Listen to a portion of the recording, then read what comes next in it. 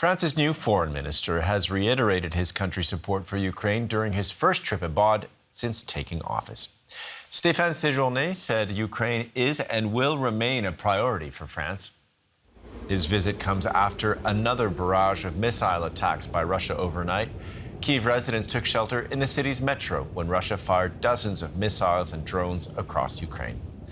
The Ukrainian government is asking for more air defense systems to defend itself against Russian attacks. Marina Miron is a defense analyst with King's College London. I asked her what she made of the airstrikes.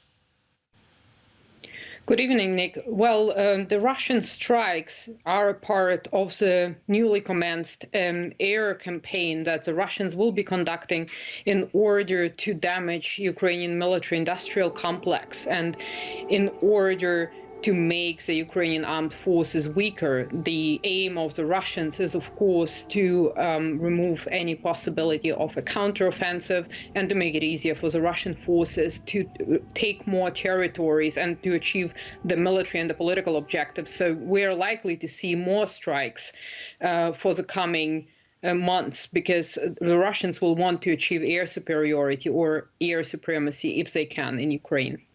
And if you could just help us understand what's actually taking place in the sky. Ukrainian officials said just 8 out of 40 missiles in this latest barrage were actually shot down. They say others were disabled using electronic warfare. What does all that mean? Well, first of all, the missiles that were shot down, they were shot down by the air defenses, but we see that Ukraine is lacking air defenses. And as far as electronic warfare is concerned, it's a Russian specialty, actually. It is basically operations in the electromagnetic spectrum where a system would send out a signal in order to confuse the missile, so to prevent the missile from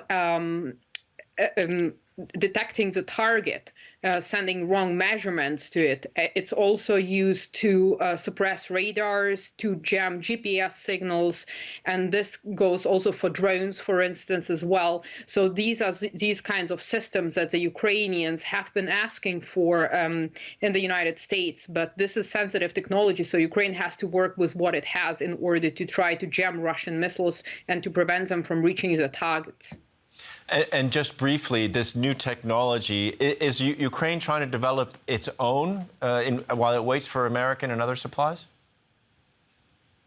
The Ukrainians have captured some electronic warfare systems from the Russians and handing them to NATO in order to study, but I'm sure that they kept some part upon which they can work, because Western allies cannot export this technology to Ukraine. So Ukraine is on its own when it comes to the development of electronic warfare systems able to jam Russian radars and Russian missiles.